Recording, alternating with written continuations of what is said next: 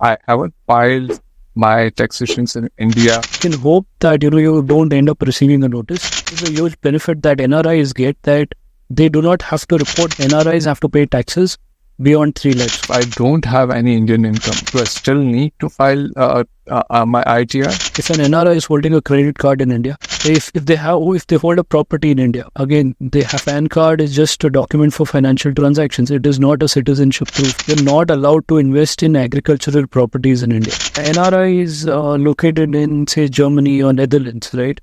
If they have any capital gains in India from mutual funds, they're not required to pay any taxes in India. There are a lot of NRIs who are filing earlier in India through their chartered accountants were actually not claiming all the benefits that were available to them.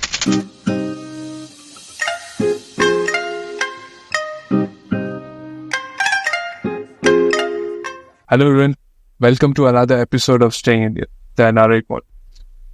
Now, when it comes to taxation, NRIs have a lot of questions around taxation, how they would be taxed in India, what are the slabs they would fall into, what kind of income or investments we tax. So to cover all those queries, we have today a very good guest, Mohit Gopwani, who is practicing CA from last 7 years. He's ex-KPMG. He's working full-time with SBNRI platform now, which is a key platform for NRI investments. Now, Mohit is a pass out from Sri Ram College in Delhi. I'd like to welcome him. Welcome, Mohit. Thank you. Thank you so much, Gaurav. Nice to be here. Yeah. So, Mohit, can you tell a bit about yourself and, how have worked towards the past 7 years specifically with your NRI clients? Sure. So you've already given a background about me. Yeah. So I'm a practicing chartered accountant. I'm practicing exclusively with NRIs or with SBNRI for the past few years. So initially, our idea was, to set up an investment platform for NRIs, but we eventually realized that there was a lot of problem for NRIs going back and forth between their investment platform and their taxation consultant and their banking relationship manager, right? So it was a lot of back and forth for the NRIs. And therefore, we thought of developing a platform which would be a one-stop platform wherein, everything is linked. So an individual can open up an NRO, NRE account with us digitally. He can also, obviously, start investing in any of the investment options that are available on the SBNRI app. And at the same time, we take care of all their compliances, right? So they don't have to go back and forth and the data is, shared with one entity. So that helps them, that makes the process a lot convenient for them. So when it comes to taxation, I get a lot of these questions that I haven't filed my taxations in India for quite some time since I'm out of India. So what happens in those? See, I know this is a query that a lot of NRIs come up with because, in the starting they end up ignoring and, after a point of time they want to start complying. Now, the problem is, as an NRI, you can't file ITRs for a lot of years in one go. India follows the financial year from April to March, right? So 1st of April, every year the financial year starts and 31st March is when the year ends. From 31st of March, you get a 4-month period to file your ITR. That is till 31st of July. And then there is an extended timeline till 31st of December, till when you can actually file your returns, right? If you've not filed your returns till that time, then there is no option to, go back and file the return after the deadline has passed. Okay. Then we can hope that, you don't end up receiving a notice. And that is the best. And, even in case you do receive a notice for non-filing of ITR, which does happen with a lot of NRIs, then, it is important that we handle the notice at the earliest. We file a reply to the notice at the earliest. Because a lot of times, specifically with respect to NRIs, right? There is a reporting compliance that has to be done by filing the ITR, but they are generally not required to pay any taxes in India because all their incomes are subjected to tax withholding, right? So, in these cases, they are just required to file their income tax returns, but they do not have to pay any taxes because their taxes have already been taken care of by the, bank or by the asset management company through which they have invested. So if they receive a notice in this case, it is extremely important that they, reply to the authorities, let them know the details of the entire financial transactions throughout the year. And, by determining the tax, they can let the tax authorities know that there was no tax payable. So it is extremely important that, if you end up receiving a notice as an NRI for non-filing, you immediately reply to it at the earliest. Yeah. I think very essential, and very important point that you highlighted. So even before you get to that point where you receive a notice, at what point is someone considered as a non-residential Indian, and at what point he or she is identified in a different taxation bracket, or so to say, in a different taxation slab? So what happens is that the residential status in India is determined on the number of days that you're physically present in India, right? So there are multiple laws in India. So there is a law, there is the RBI Act, then there is the Income Tax Act. Right now, what we are dealing with is the Income Tax Act, because all the different acts have different definitions of what an NRI is, right? So we're mainly concerned with taxation laws. And the Income Tax Act says that if you've spent 182 days or more physically present in India, then you become a tax resident in India, right? So if you've spent 181 days or less in India, physically present in India, then you qualify as a non-resident, right? Now, this is actually as per Section 6 of the Income Tax Act. There are other situations as well wherein you can be a resident. If you've spent 60 days in India or even 120 days in India, if you spend, you can qualify as a resident. But those are very specific cases, Generally, the rule is if you spend up to 181 days in India, you're a non-resident. And if you spend even one more day than that, then you become a resident of India. Now, the main concern about being a resident is that residents in India have to pay tax on their global income in India, which is a huge benefit that NRIs get, that they do not have to report their global incomes in India. They only have to report their Indian incomes in India and pay off taxes on that, right? So India would not have any jurisdiction over their global income, right? India would want to tax only Indian income for NRIs. For residents, their global income becomes taxable.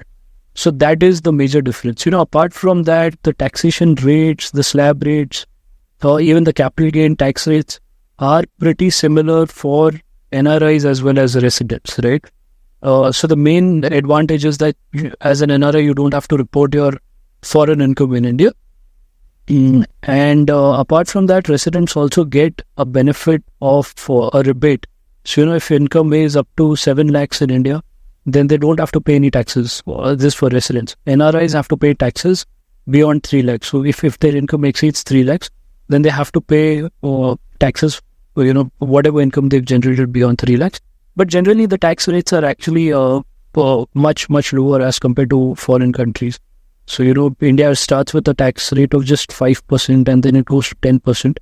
And only if the income goes beyond, 9 to 10 lakhs, then the tax rates increase. Otherwise, the tax rates are less than 10% actually. Okay. So this is only about Indian income, right? Let's say if I don't have any Indian income, I don't have any properties which are rented out, I don't have any other businesses which are generating income, do I still need to file my ITR? So basically, there are multiple conditions under the Act. There is Section 139 of the Income Tax Act, which prescribes, situations where you have to file your ITR. Of course, income being above the basic exemption limit of 3 lakhs for NRIs, right? So if your income is greater than 3 lakhs, then of course you have to file an ITR. But there are other conditions as well, wherein even if your income is less than 3 lakhs, or even if there is no income in India at all, right? Even then you have to file an ITR. This could, I'll cover some examples. If an NRI is holding a credit card in India, they have to mandatorily file their ITR if they've been using that credit card. If they hold a property in India, again, they have to file their ITR mandatorily. A lot of times what happens is that, NRIs from their salary income, which is earned outside India, they transfer that money to India. So of course, that salary income is not taxable in India. But once they've transferred it into India, that comes into the Indian banking system. So therefore, it is extremely important that you file your ITR in India. Because a lot of times NRIs end up receiving notices because they've received huge credits in their bank account in India, but the tax authorities don't know the sources. Therefore, it is extremely important that they file their ITR and report it that there is no taxable income. Correct. So I'd like to share an example here. I know this friend who is living outside India for past 5 years. Now, he has not changed his banking status to NRI or NRI or NRO accounts. He is filing ITR as usual. So what happens in this case?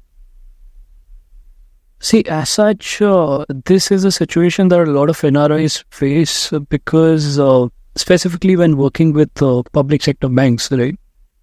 So a lot of banks or a lot of the private banks have this facility wherein you don't need to physically visit them. And, from a remote location, they are able to update your KYC, and they can change your account from a regular savings account to an NRO account, right? But with some of the public banks, that process is not available. So they require you to be physically present in India. And only then you can convert your savings account to an NRO account, which is, of course, a huge pain point because then you don't need to be just present in India.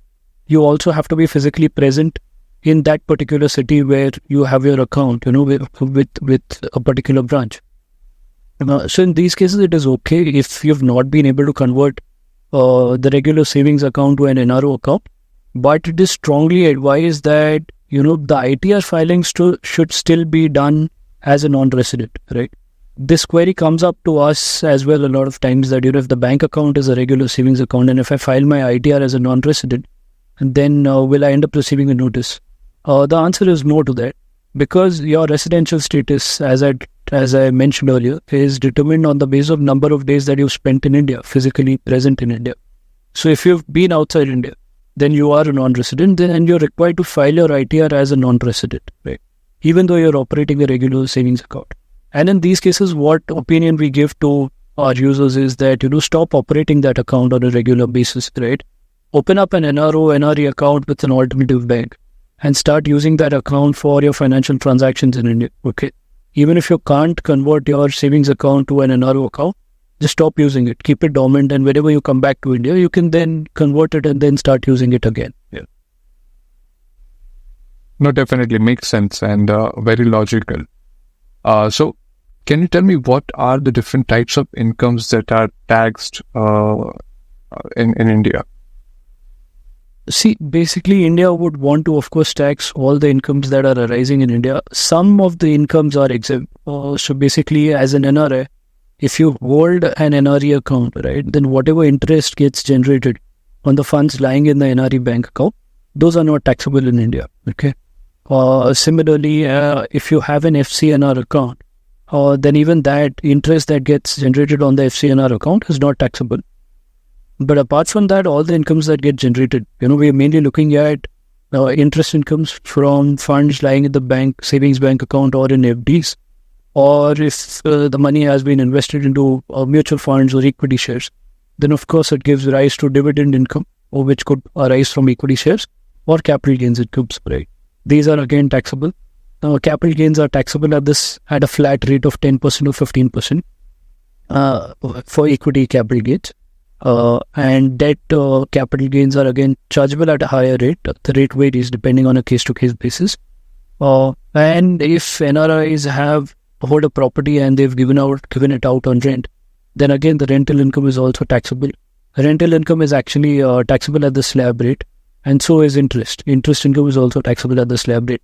Now, there is a basic exemption limit of 3 lakhs available. So if the income is up to 3 lakhs on an annual basis, then you're not required to pay any taxes. Okay, understood. Clear. So, as a next step, it comes down to when an NRI changes his or her citizenship and takes a foreign citizenship, right? So, what changes occur from a taxation or a banking perspective or a compliance perspective? See, for citizenship actually does not have a major role in taxation in India, right? So taxation is actually dependent on the residential status, right? So if you're a resident in India, you're taxed as a resident. If you're a non-resident that is physically living outside, right, as per the Income Tax Act we discussed, your physical presence in India or outside India is what that matters.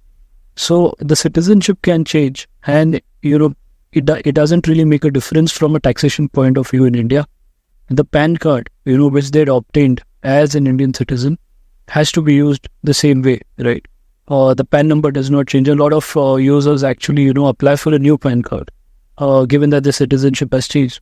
But that is not to be done, because PAN card is just one PAN card that you have to maintain for your lifetime, because PAN card is just a document for financial transactions. It is not a citizenship proof or a residential proof, right? So you can continue using your PAN card and you can keep filing your income tax return as a non-resident, irrespective of your citizenship status. Okay. So even if, let's say, someone holds properties or invest into land, it does not matter if a person is a Indian citizen or not. Yeah, exactly. There is just one concern with investment into agricultural properties. So as a foreign citizen or even as a non-resident, right, you're not allowed to invest in agricultural properties in India. Apart from that, an NRI or OCI, whatever the case may be, is free to invest into India in whatever properties they may want to, right? There can be some state-specific laws which prohibit investments by NRIs. So there are, some of these laws of course, in Jammu and Kashmir and some of the northern states that have these restrictions. But apart from that, you're free to invest in India. Yeah. Okay, clear. So I think, the another question that arises a lot is what are the different documents or what are the different forms that one needs to fill while filing those taxes? So generally what happens is that ITR filing in India is done on a self-assessment basis, right?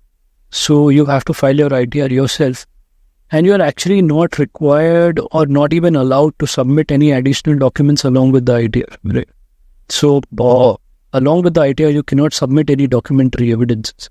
However, there are specific cases, wherein we've been helping NRI users with this, that, there are specific benefits available under the double taxation avoidance agreement between India and the country of residence of the NRI. So, for example, I'll just give you a quick example. So, NRI is located in, say, Germany or Netherlands, right?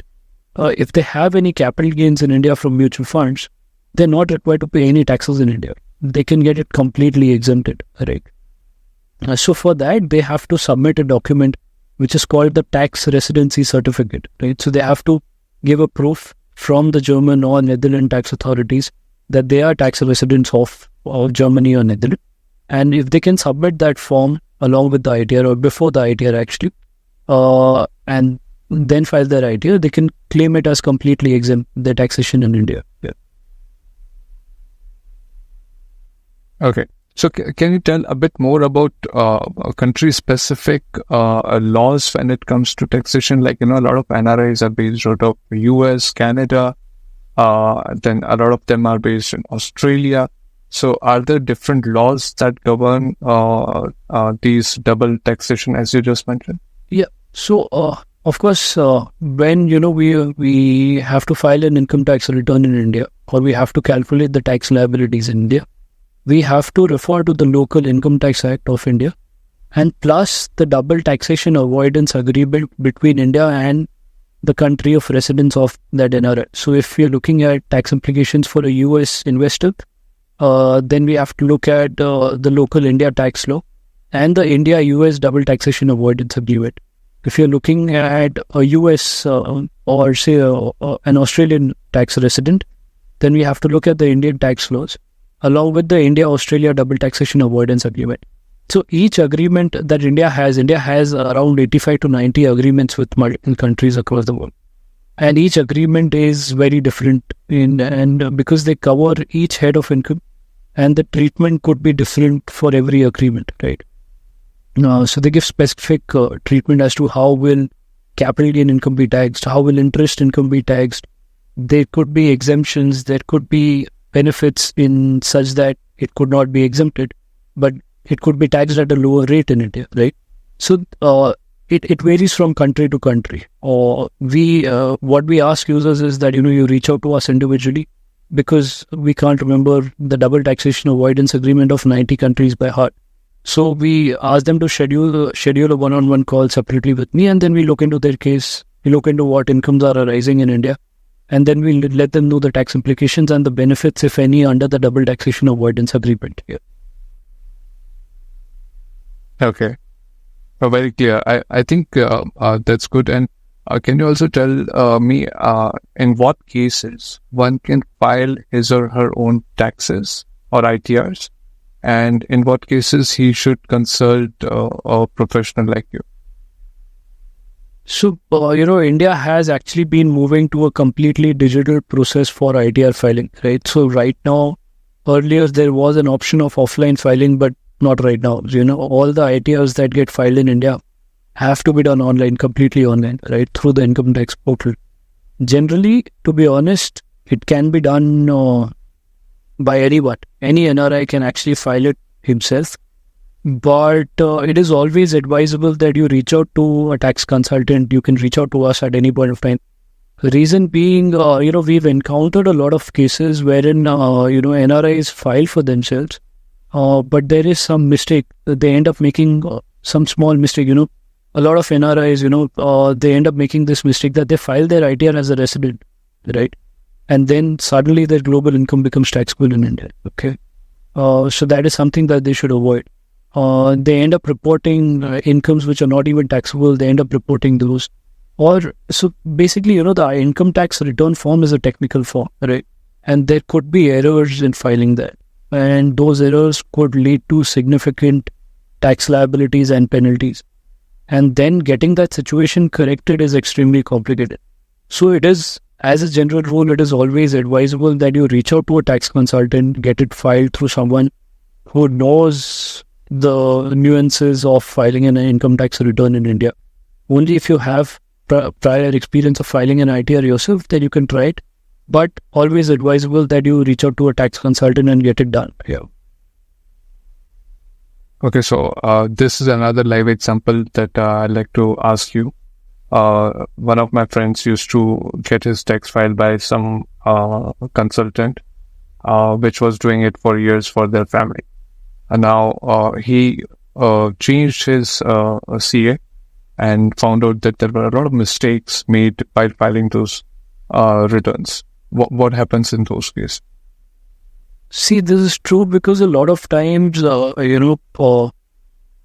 chartered accountants practicing in India, even though they might be very knowledgeable in their area of practice, they might not be very well aware of the tax laws that apply specifically to NRIs, right? And that is something that we did notice when we started off, that a lot of NRIs who were filing earlier in India through their chartered accountants were actually not claiming all the benefits that were available to them, right? In these cases, again, if an ITR has been filed and it has been filed incorrectly, there is an option to revise the income tax return, right? Again, after the year ends, there is a 9-month timeline within which an ITR can be filed. Or if an ITR has been already filed, it can be revised as well, right? So, if anyone has any doubts about the fact whether their ITR has been filed correctly or not, or whether, in a lot of cases, the double taxation avoidance agreement benefits have not been availed, right? So those can be availed, right, by filing a revised income tax return. So it is always advisable that you reach out to someone who is specifically focused on NRIs. And because this area has a lot of small things that need to be kept in mind, which people practicing generally, chartered accountants practicing generally, might not be aware of, right? So it is always advisable that you reach out to someone who is specifically focused on NRIs and is aware of the tax implications, not only in India, but also in their own country of residence. Yeah. Okay, no, fair. So are there any recent developments or changes that you see or are forthcoming or already have that needs to be attended to? So there is actually, the income tax authorities just yesterday have come out with an action plan wherein, they've defined timelines for certain actions. And this was a concern for a lot of NRIs, wherein, they're not physically present in India. So they can't even visit the income tax department themselves. So, the timelines, there were no strict timelines on the department, to process the income tax returns or to process lower TDS applications that get filed. or, for updation of citizenship in the PAN database, which is a major concern for a lot of NRIs.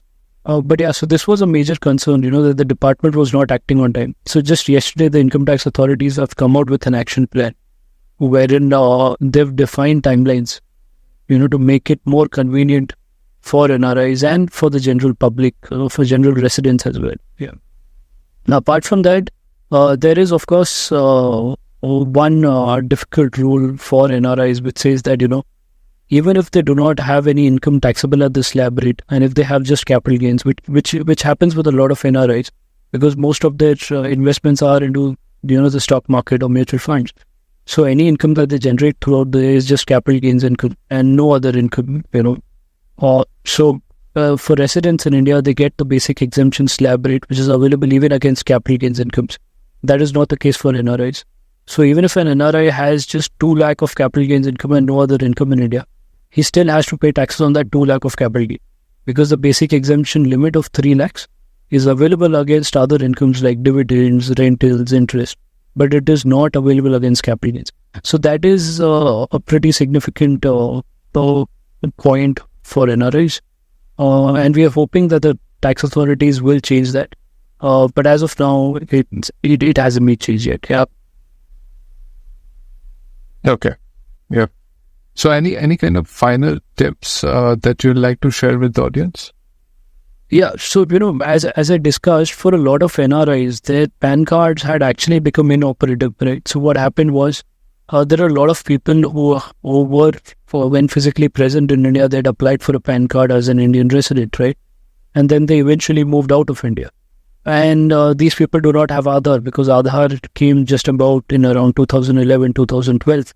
So if an NRI has moved out of India before that, and he has a PAN card from then, which is actually linked to his investments or his bank accounts, then the PAN card would be inoperative, right? So it is extremely important that we make that PAN card operative again. Now, how do we do that? This has to be done by reaching out to the jurisdictional tax authorities in India, right?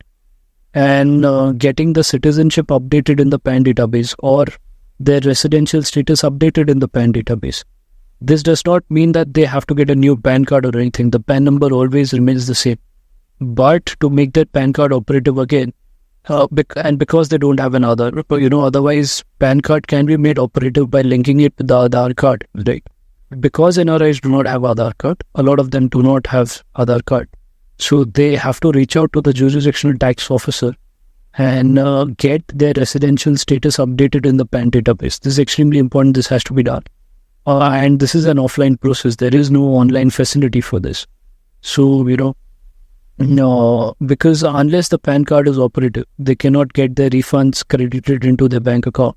They can file their ITR, but their ITR won't be processed. So that is something extremely important that users have to keep in mind. We have actually established a network across the country wherein, wherever the NRI's jurisdictional assessing officer may be, we can reach out to him and get the status corrected in the PAN database. Yeah. Okay. So finally, how people can reach out to you, Mohit? See, they can actually download the SBNRI app and they can reach out to me via that. There is an option to schedule a one-on-one call, or they can directly get on a chat, and my team is there to handle the chat. And if it is complicated, then I also look after the chat myself. There is an option to, of course, directly schedule a one-on-one call, or they can also reach out to me on my email ID. Is there a way we can share my email ID with everyone? Yeah, sure. I'll share the link of the app and email ID in the description of this podcast itself. Well, thanks, Mohit. It was a really pleasure talking to you. Thanks for your time. You answered a lot of queries. I have a lot of more questions, but it would take a longer episode to cover all those points. But I'm sure, we were able to touch upon a lot of important points. And if there are any further queries, please post in the comments and Mohit will respond to them. Thank you. Thank you. Thank you, Gaurav. Thank you so much.